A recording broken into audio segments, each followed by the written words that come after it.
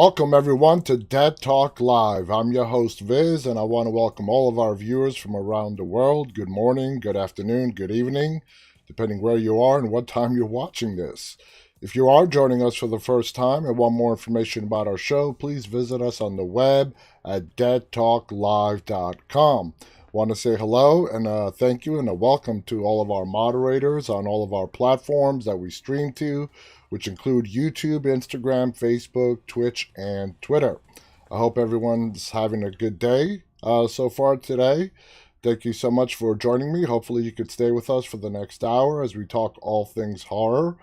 I hope you guys had a chance to tune in to yesterday's interview with Evan, the writer, director, and producer of The Unholy that is being released tomorrow. It was a great interview.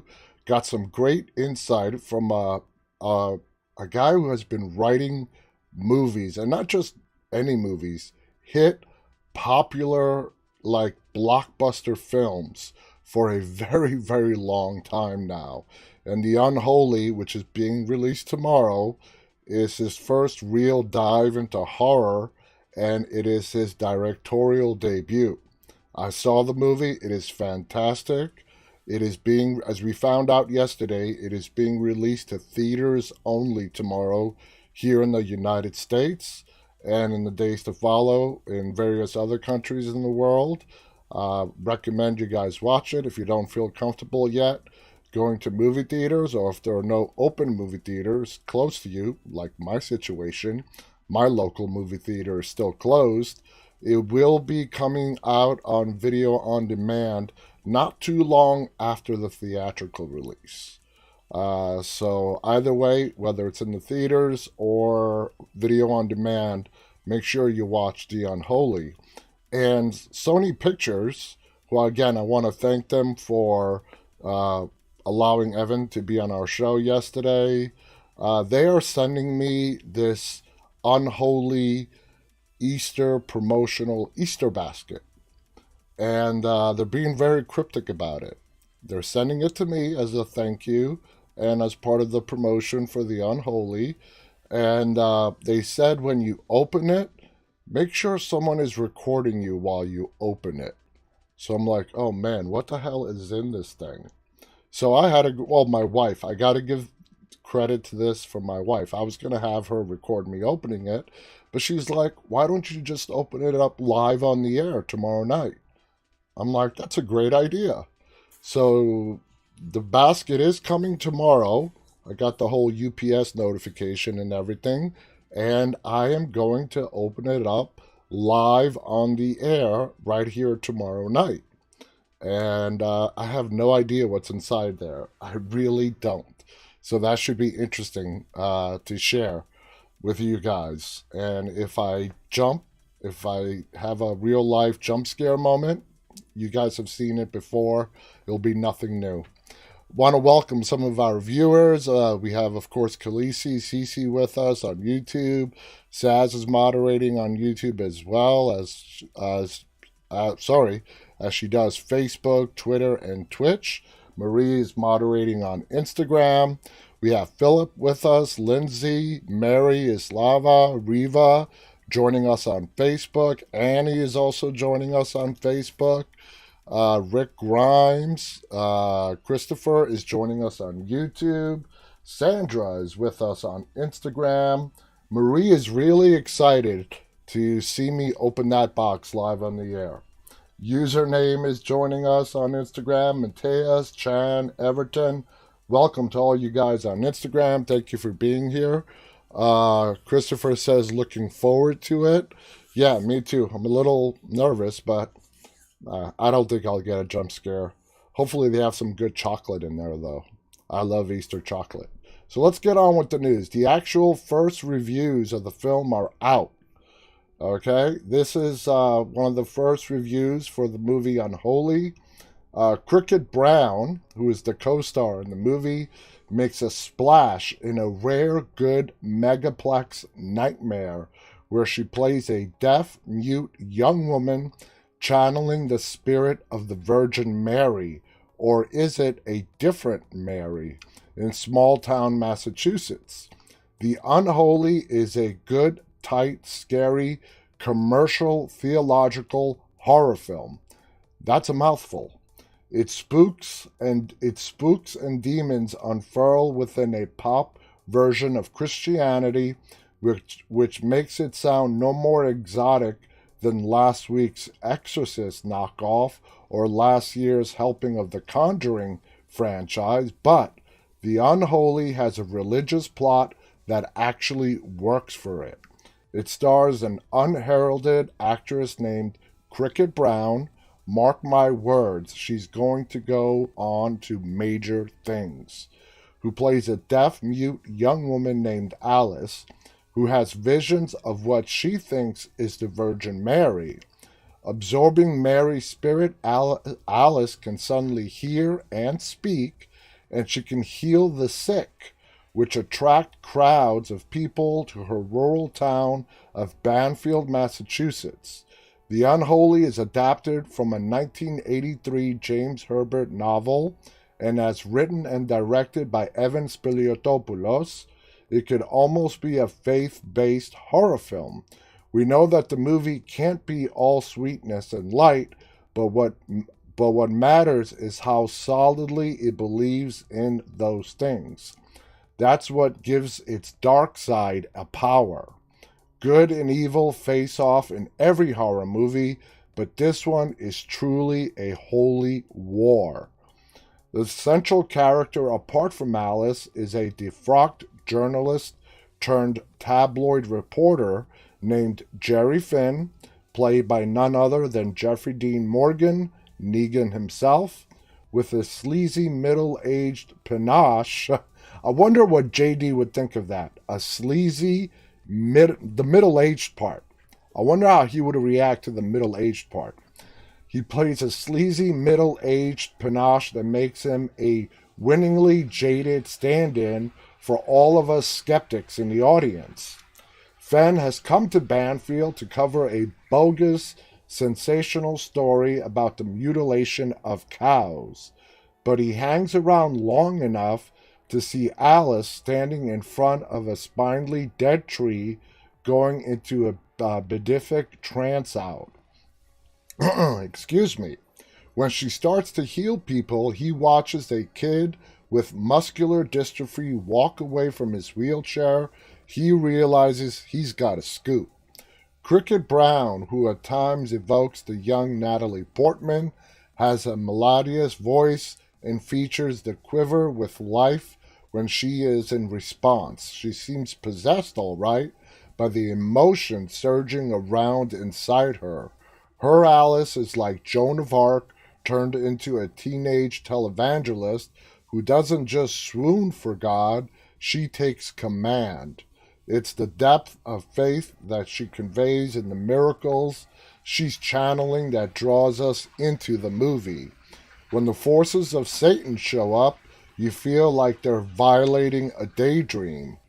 This is the first feature directed by Evan Spiliotopoulos, who has worked as a screenwriter on films like Hercules, The Huntsman, Winter's War, and while he hits conventional beats of megaplex horror, he's able to mold them with a streamlined coherence and directness. And Evan was our guest last night, and he was fantastic. The tropes may appear standard, the flash cuts of evil, the whispers on the soundtrack, the cloaked specter who keeps showing up to jolt us, like Slender Man or Candyman, or a reoccurring ghost out of Insidious 9, Please Don't Go in the Attic. But Spiliotopoulos doesn't assault the audience with supernatural imagery as though he were tossing grisly confetti. There's a poetic restraint to the effects, and I absolutely agree with that. The trouble with too many horror movies is that they muster all the technology and timing and Richter's grin in the medicine chest mirror creepiness to basically say, boo! Watching The Unholy, I jumped a few times, but beyond the scare factor, the film's resurgent demon becomes a true character who reveals her nature in a kind of evil dance of the seven veils. She's as hypnotically possessed as the long black-haired specter in Ringu, and she moves with an ominous herky-jerkiness that evokes the spider walk scene that got restored for the 2000 re-release of The Exorcist. The film's imagery is that of a Christian nightmare. The stigmata, in this case religious statues with elegant tears of blood, the figure of Mary herself, who within that cloak wears a black mask that marks her as haunted marionette of death. No, she's not that Mary. She's Mary Elnor, a 19th century woman who performed miracles but by channeling not God, but Satan. In 1845, she was hung from a tree, the dead one that draws Alice, a mask nailed into her face, an homage to the chilling prologue of Mario Bava's Black Sunday, and burned alive. Now she comes back, a figment of the devil disguised as the spirit of the Virgin Mary, and she's working through Alice, who believes her visions are a force of good. William Sadler as the saintly but doomed Father Hagen, Alice as his niece, quotes Martin Luther summing up the theme of the film, where God builds a church, the devil builds a chapel.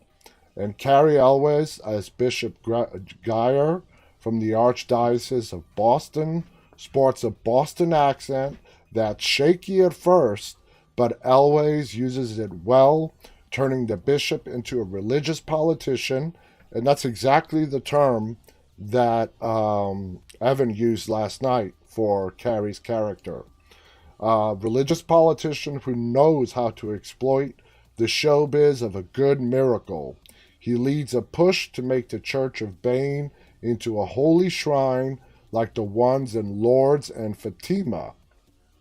At the climax, when a crowd gathers into a tent to see him host the service of the Feast of the Immaculate Conception, you can feel the bad vibes gather as surely as in the prom climax of Carrie. The Unholy doesn't rewrite the book of religious horror, it goes fairly strictly by the book. But it's the rare contempo horror film that actually has faith in the story it's telling. I could not have said it better myself. Spot on review of The Unholy. It was amazing. Want to welcome Teresa, who's joining us on Facebook. Christopher Cunningham on YouTube writes, I can't wait to see the movie. Khaleesi responds with, it's fantastic. Christopher says, I have to wait till video on demand. Emmy is also with us on Facebook saying hello. Adriana is joining us on Instagram. Hulk is also with us on Instagram.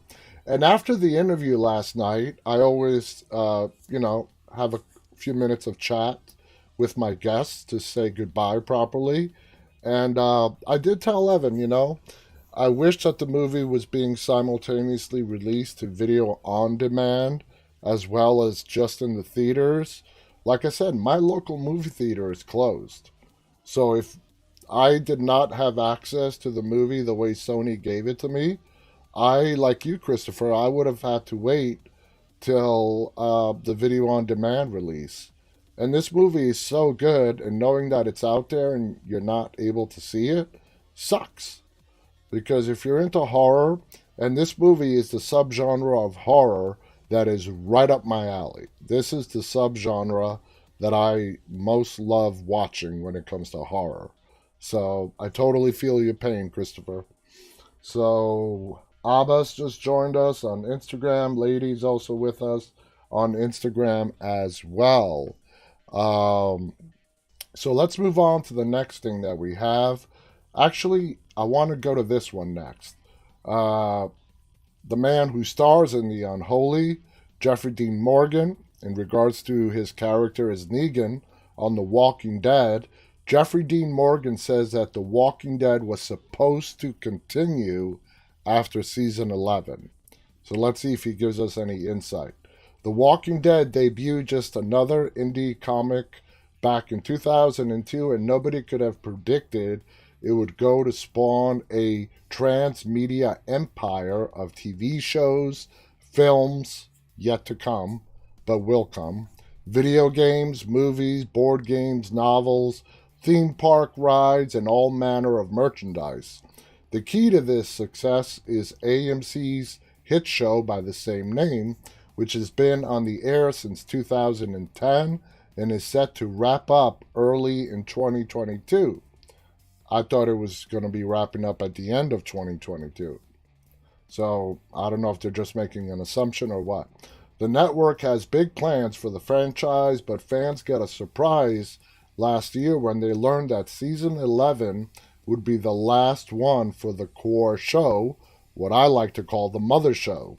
They were consoled by the many spin-offs already airing, announced, and teased, though, including Fear the Walking Dead, The Walking Dead World Beyond, the Anthology series Tales of the Walking Dead, which I'm really looking forward to the most, Daryl and Carol road trip show, a rumored comedy outing, which I'm really skeptical about, a project with an LGBTQ focus, the program exploring one of the Walking Dead's villains, and of course the movie trilogy with Andrew Lincoln. But a recent interview with star Jeffrey Dean Morgan has revealed that season 11 being the finale came as a shock to everyone, even the showrunners.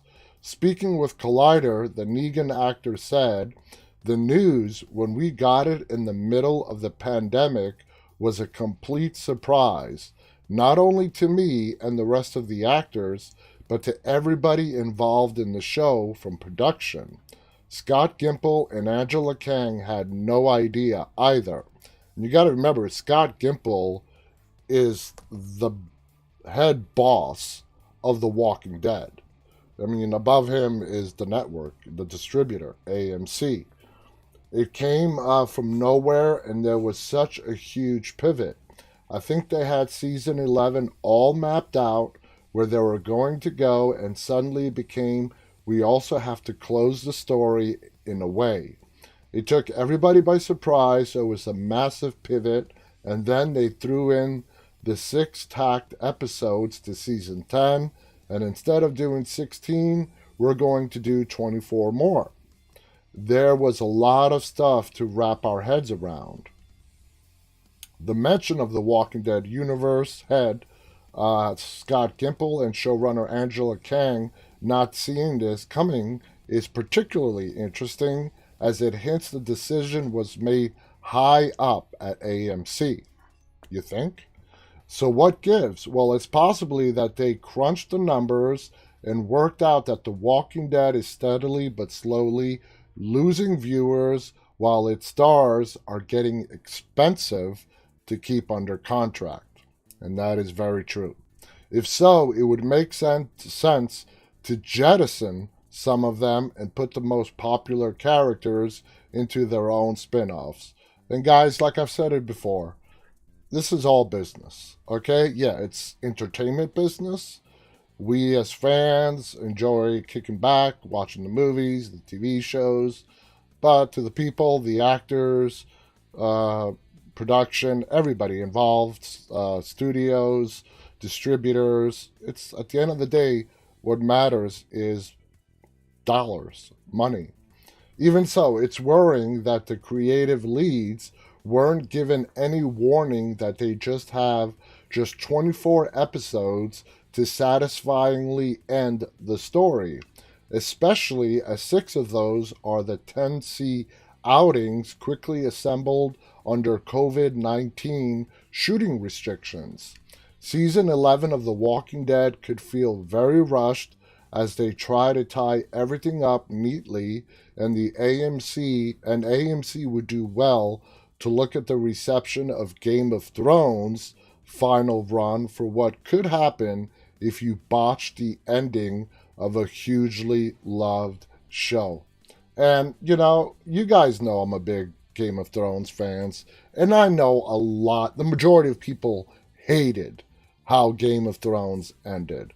They wanted Daenerys and, Jon Snow to take the throne together, ruling over Westeros, and the sun going down, them being on the top of the Red Keep, looking at the sunset, credits, end of story, everybody's happy. How realistic was that? Especially in the world of Game of Thrones. So let's shift that over to The Walking Dead. We have to be realistic to the way they're going to wrap the mother show up. I have no expectations either way. I'm just going to see where they take season 11, starting at the end of this year and continuing next year. And wherever they take it, however way they end the mother show, just keep this in mind.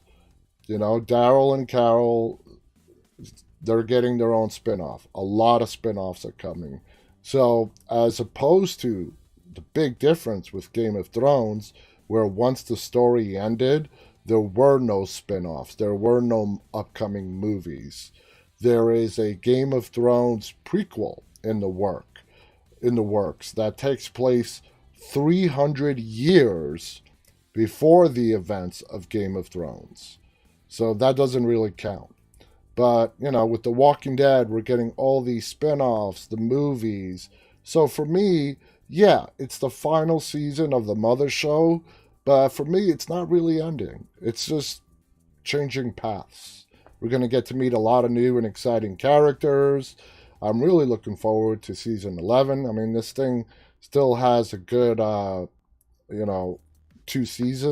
years left, broken up into 12 season years. We're going to get 12 episodes in at the end of this year and another 12 next year. So we still have 24 episodes to go for season 11, and I'm really looking forward to that. Emmy writes, Game of Thrones was one of the best. I loved Game of Thrones. I loved how I watched Game of Thrones. I never watched a single episode while it was airing live on HBO. Me and my wife sat down and we binge watched it like 6 months to a year after the show ended. So we didn't have to wait any off seasons, left hanging by any cliffhangers. We could watch them at our own leisure, and we got through all 8 seasons in just a couple of months. Yeah, it's not like we were binge watching 2 or 3 episodes a night. At most, we would do 1 episode a night, maybe skip a night here and there, but at the end, it was very, very satisfying. James, I can definitely hear you, James, on Instagram. James is questioning if I read the chats on Instagram. Yes, James, I can hear you. What's up, man? Martin's also with us on Instagram. Welcome. Not Martin, Mateen. Sorry, Mateen. Mateen is with us on Instagram as well. Khaleesi writes, Khaleesi is excited about the prequel. Let's see how it goes. When it comes to prequels or sequels, people like to use the original as a measuring stick. Doesn't always go over too well. So, this has been this had quite a few headlines. Corin Harding conjuring new horror. Every house is haunted. That's the title. It's a title that's coming to Netflix. It's called Every House is Haunted. Proven horror filmmaker and expert pumpkin carver Corin Hardy is back in the scare game for a new movie. He's attached to make Every House is Haunted, which Netflix has now bought. Jason Pagan, Andrew Doshman wrote the script, which is partly based on Ian Rogers' short story The House on Ashley Avenue, part of a collection called Every House is Haunted. The plot focuses on an insurance investigator trying to debunk claims that the couple's death was caused by a haunted house, but having his doubts challenged by a psychic and the mystery occurrences he witnesses with his own eyes. This springs from Sam Raimi, and Sam Raimi is the executive producer of The Unholy, and Zainab Aziz Raimi's production and producer Roy Lee.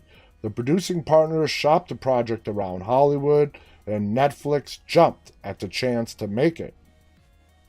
And that's it. It's just a little blip and a headline. Like I said, I saw a lot of different headlines with this, but apparently there's not much more news than that. But this haunted house horror movie, which you guys know, paranormal is my favorite subgenre, is something I'll definitely keep an eye out when it does hit Netflix. This was just announced, so they haven't even started any kind of filming yet, so it's going to be a little while. Lindsay writes, I did that as well with Game of Thrones. Okay, today's April 1st, which means it's April Fool's Day. Blumhouse releases an April Fool's trailer for a horror film titled El Chupacabras. So, it's April Fool's Day, and Blumhouse has dropped a fun April Fool's trailer for a horror film titled why am I having such a hard time pronouncing this? Chupacabras. They say the fake movie comes from Mexican filmmaker Isa Lopez from Tiger Are Not Afraid, and it gives us a new take on the Mexican legend of the Chupacabra. The brief notes for the movie reads, hidden for years and no longer a myth, El Chupacabra exists. Will you be able to outrun him? A first look at directors Isa Lopez's new Blumhouse film, El Chupacabra, is coming this spring. You know what's funny is that even though this is an April Fool's joke and the movie is not real, it actually looks like it might make for a great horror movie. I would totally watch it, says the writer. So let's go ahead and check out what this whole April Fool's trailer is about. Bueno, en la que degollamos tenía si acaso alguna onza de sangre. No botó nada más. Los sacrifican para rituales diabólicos.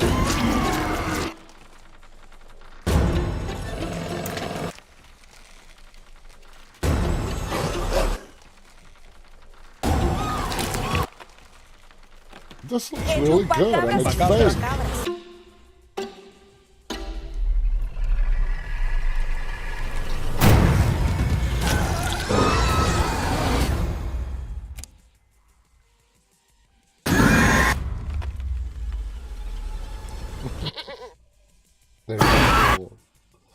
Oh, to be Jason Blum and have the money to pull that kind of a joke off. I would love to do something like that.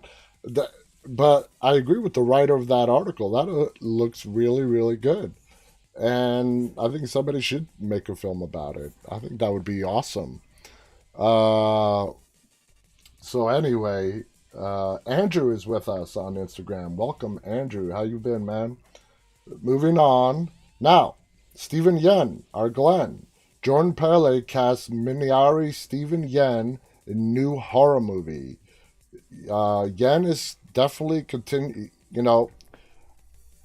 now that time has passed, Stephen Yen leaving The Walking Dead was probably the best thing that ever happened in his career.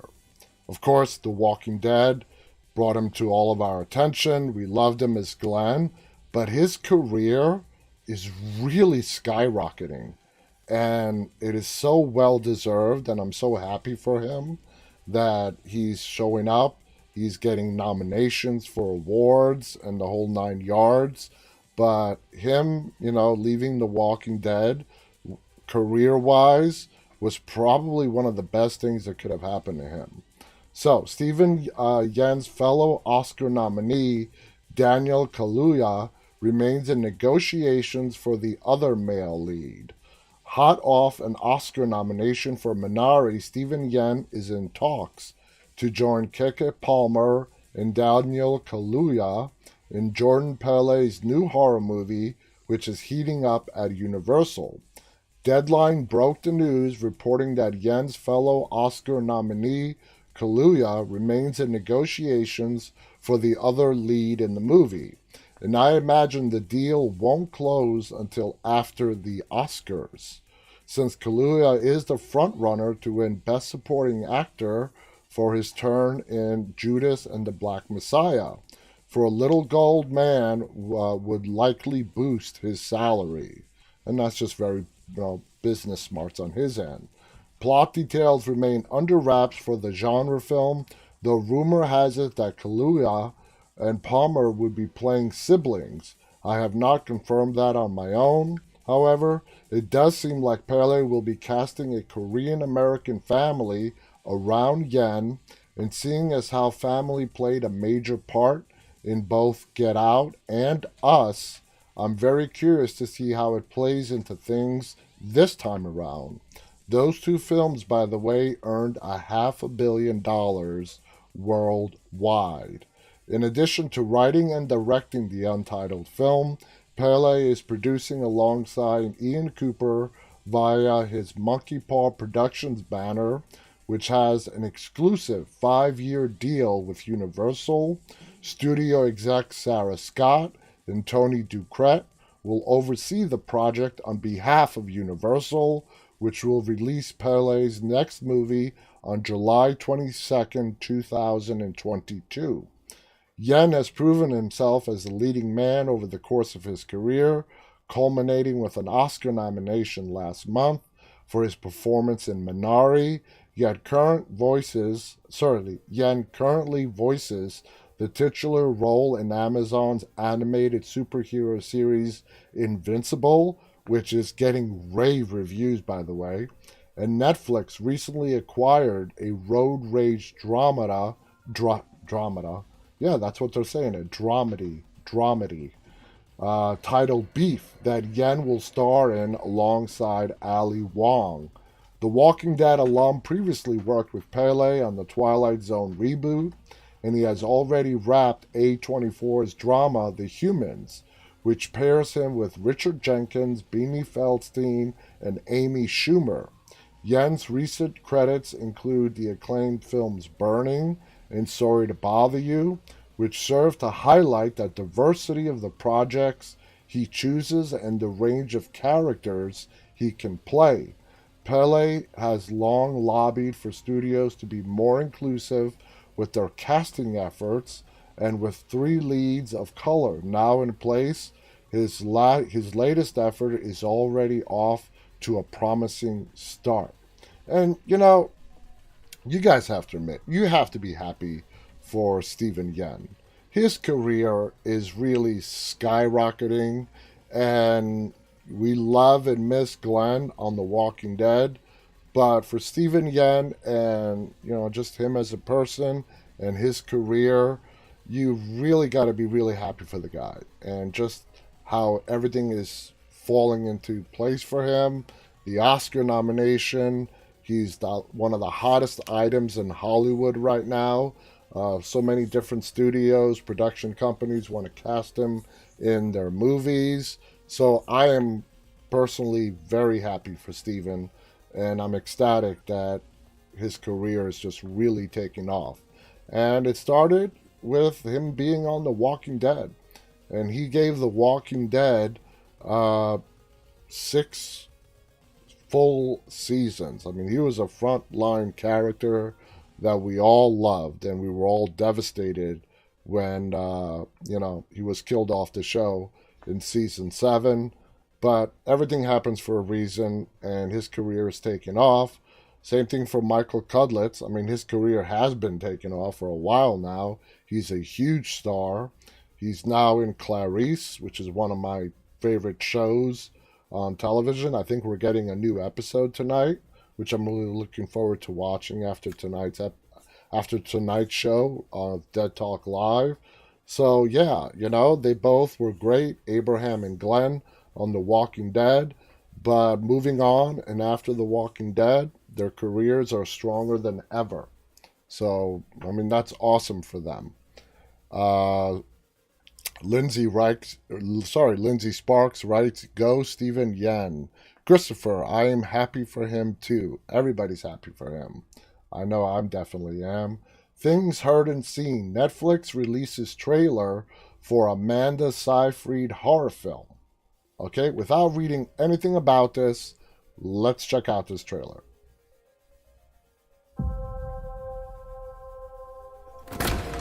Hey, Hey, I think I found the perfect house for us.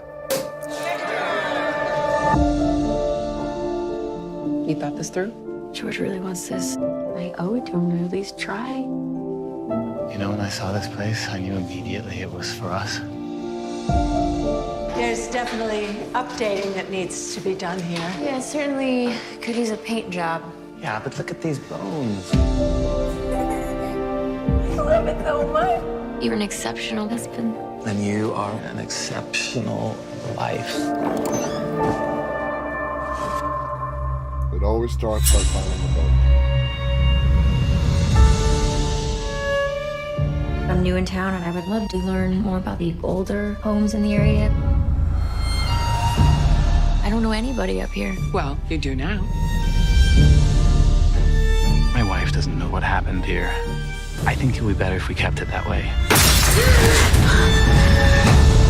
Everything in the natural world has a counterpart in the spiritual realm. All so inconsequential. I'd say death is only the beginning. My wife is the true believer of the family. You do not want to get us started on all that stuff.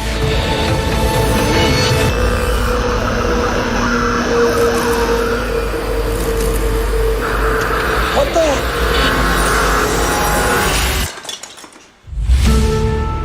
I'm starting to see things. And I'm scared to tell George about it. If you're coming in, shut the door behind you. What do you want? I told George the whole story. I need to know what happened. Somebody help us!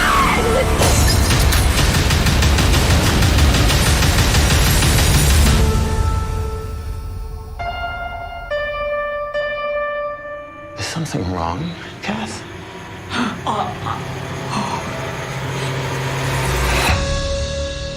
That looks freaking awesome. You're right, Khaleesi. It looks really good. And it's coming out this month on Netflix. I am really looking forward to that. That was a kick-ass trailer. The month of April is pretty stacked when it comes to original titles on Netflix. And there's seemingly something for everyone on the slate this month, from animated family films like The Mitchells versus The Machines to expansive fantasy shows like Shadow and Bone. Nearly all genre are covered with an upcoming original. For horror fans, the film to pay attention to is the new thriller named Things Heard and Seen, starring Amanda Seyfried. The film doesn't debut on Netflix until April 29th. All right, we got to wait, 4 weeks, but that's fine. But the streaming service released the first trailer for the movie on Thursday morning. The trailer sets up a chilling story in which Seyfried's character is haunted by the darkness of her marriage, as well as the history of her unsettling new home. You can watch the full trailer, which we just did. Things Heard and Seen is written and directed by Shari Springer, Berman, and Robert Pulcini, based on the novel All Things Cease to Appear by Elizabeth Brundage. The film is produced by Anthony Bregman, Stephanie Aspazu, Peter Cron, and Julie Cohen. Berman, Paolucci, Pastorelli, and Stephen Lipros serve as executive producers. So that looks very interesting. Catherine Clare reluctantly trades life in 1980s Manhattan for a remote home in the tiny hamlet of Chosin, New York. Is that what the town is called? Chosin, New York? After her husband George, played by James Norton, lands a job teaching art history at the small Hudson Valley College. As she does her best to transform the old dairy farm into a place where young daughter Franny will be happy, Catherine increasingly finds herself isolated and alone. She soon comes to her sense a sinister darkness lurking in both the walls of the ramshackle property and in her marriage to George. Based on the acclaimed novel by Elizabeth Brundage, Things Heard and Seen is written and directed by Academy Award-nominated filmmakers Robert Pulcini and Shari Springer Berman, also starring Natalie Dreyer from Stranger Things, Rhea Seehorn, Better Call Saul, Karen Allen, Raiders of the Lost Ark, and Academy Award winner F. Murray Abraham from Amadeus. What do you think of the trailer? I personally loved it. Julia wants to know, did I see the new episode of The Walking Dead? No, I have not. And this, as you all know, this one that got released today at on AMC Plus is the last of the 6 bonus episodes called Here's Negan. This is the one that I've been waiting for. I don't know if I'm going to watch it tonight or tomorrow. So we'll see how things go. I do want to watch Clarice as well. So I don't know. I'll watch one of the two or both of them. But it's going to be either tonight or tomorrow that I'll watch Here's Negan. And then after that, we have to wait till the end of the year for more Walking Dead episodes. But a week from this Sunday, we get the premiere of the second half of Season 6 of Fear the Walking Dead.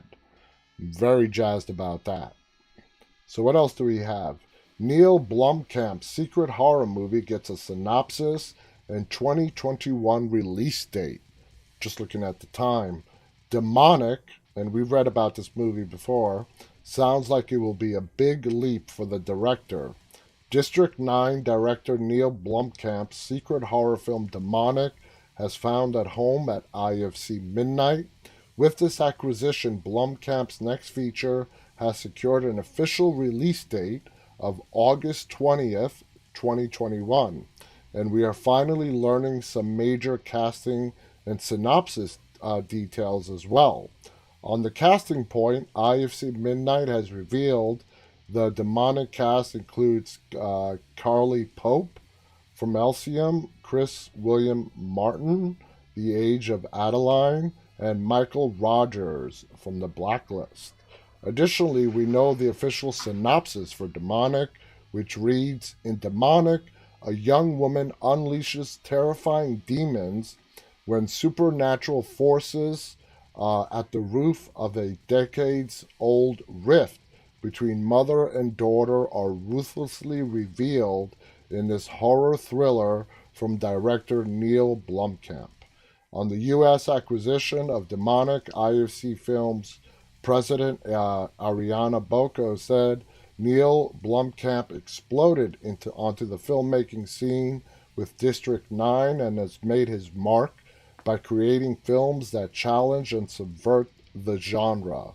It's exciting to work together on this highly anticipated new version and be immersed in yet another world terrifyingly similar to our own. And I may be wrong about this, but I think I know IFC is owned by AMC. I don't know if IFC Midnight is a separate company or not. It's confusing to stay up with parent companies and the sub-companies that they own. So many mergers over the last decade or so. As we reported back in December 2020, Blomkamp finished Demonic in British Columbia during the summer. Demonic was made with the help of AGC Studios. Additionally, in keeping with the creative vision of Blomkamp's previous features, Demonic will feature strong sci-fi, supernatural, and VFX elements. For now, Blomkamp plans to shoot Inferno with star Taylor Kitsch, and also still on books, but still face COVID-related delays.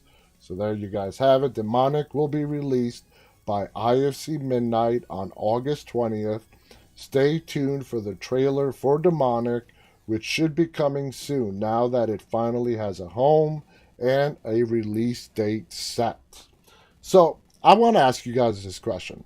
You know, I want to see because it is kind of confusing.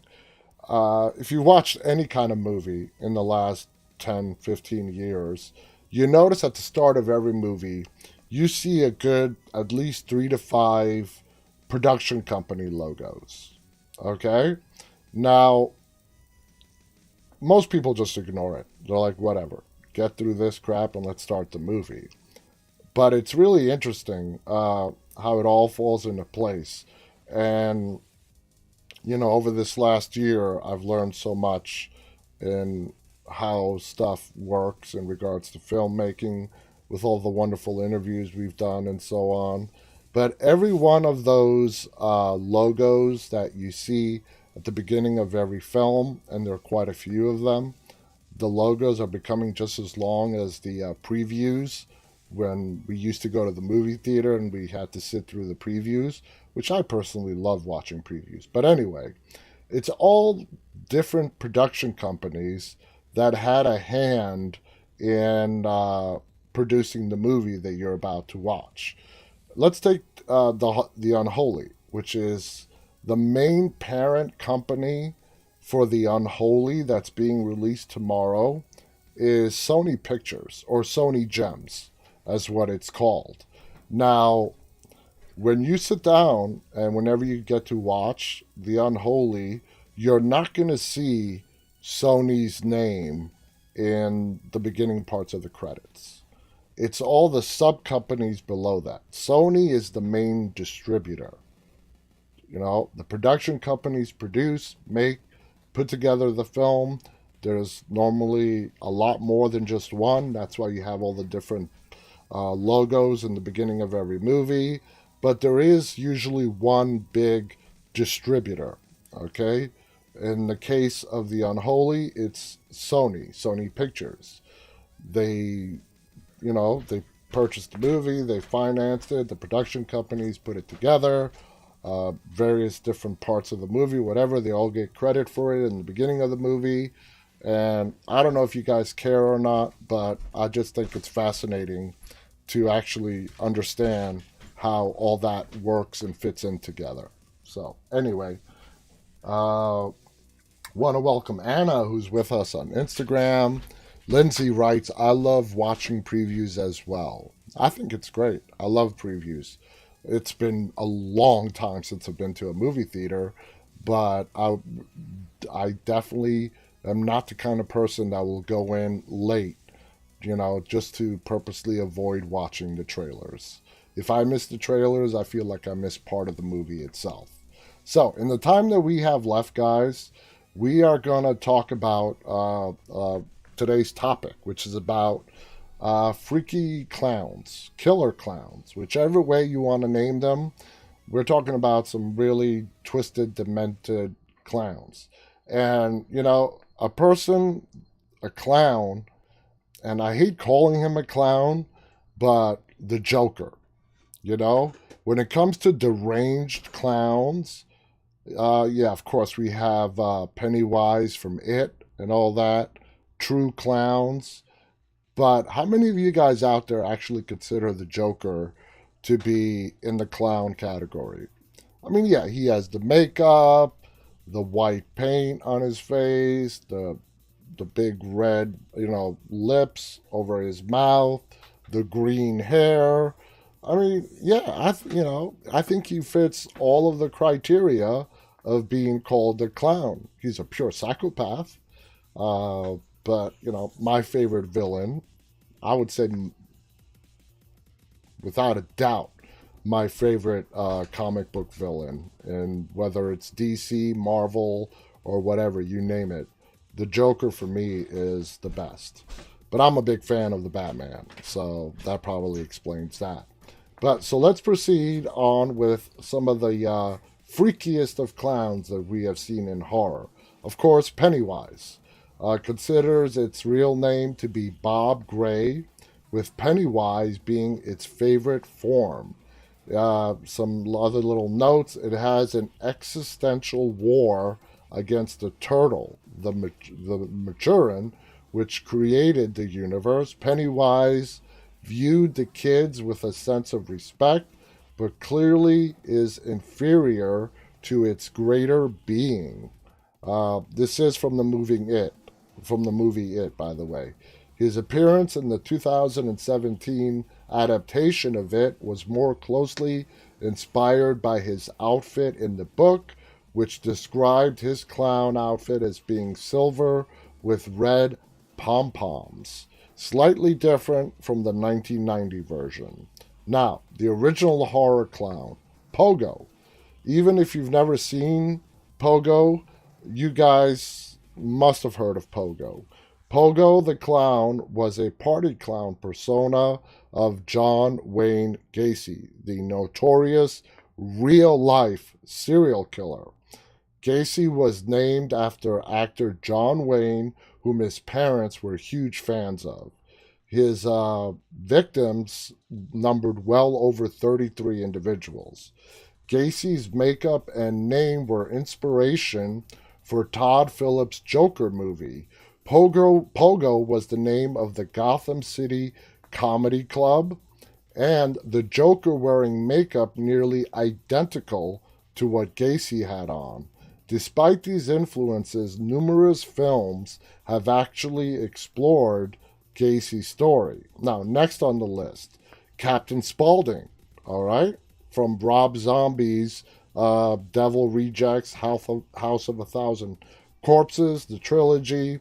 Spalding is a violent serial killer inspired in large part by Jim Saito's Drayton Sawyer. The exact number of his victims is not clear since his crime spree has lasted for decades. For those of you guys that have watched the zombie movies, the Devil's Rejects, House of a Thousand Corpses, and so on, Captain Spalding, in my opinion, if you were to ask me, that dude has probably been killing since his early teens. So who knows how many victims he has under his belt. Despite being the head of the Firefly family, he's never seen living with the rest of the family. You never see him at home in House of a Thousand Corpses, and he lives in an apartment far from the Firefly home that we see in the movie The Devil's Rejects. For those of you guys that have seen it, out of the trilogy, which is your favorite? I loved House of a Thousand Corpses, but for me, The Devil's Rejects is probably my favorite. I don't know which is your guys' favorite. He died early in Rob Zombie's Three from Hell because Sid Haig was in poor health and could only film so much.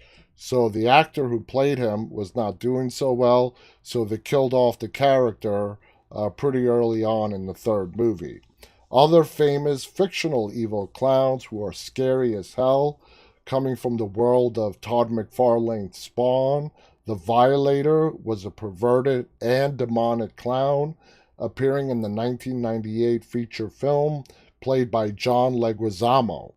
Twisty the Clown from American Horror Story, you all remember Twisty, but what is even scarier to note is that the actor who played Twisty, John Carroll Lynch, also appeared as Arthur Leigh Allen in David Fincher's Zodiac, making him by default one of the creepiest clowns. After all, who can top the Zodiac, right? Adam McIntyre from Dead Rising's video game, once he hits the zombie apocalypse, he goes insane and becomes a mass murderer in the mall. Dual-wielding chainsaws in clown makeup, again, makes him scary as hell. Khaleesi, you have never seen any of the zombie films, The Devil's Rejects, House of a Thousand Corpses? Oh, you got to put that on your list. I mean, that is just awesomeness right there. Okay, continuing on. The Clown Doll from Poltergeist. Dude, that doll scared the shit out of me. And to this day, whenever I watch the Poltergeist, seeing that doll is probably one of the creepiest things in the movie. It might as well be made out of nightmares. It's crazy. And the scene where it pulls the boy under the bed, pure terror right there. Even though it's an inanimate object, it's just a doll that is possessed, I guess is the best way to put it. I would easily put it as one of the scariest characters that we have seen in horror movies. That clown has to be somewhere on that list. So I did have a video queued up that goes through some of the top 10 scariest clowns that we have seen throughout the decades in horror, but we are out of time, so we're not going to have a chance to get to it. Tomorrow is Friday, so I will be back on the air again tomorrow.